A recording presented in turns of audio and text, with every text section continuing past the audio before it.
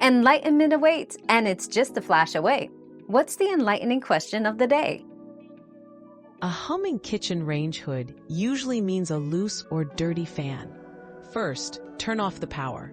Tighten any loose screws holding the fan. Then clean the blades with a damp cloth to remove grease and dust.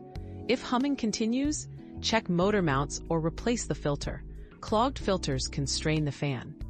These quick fixes often stop the noise fast. Our quest for knowledge never ends. Thanks for being part of today's discovery. Subscribe, like, and share to join us on the next one.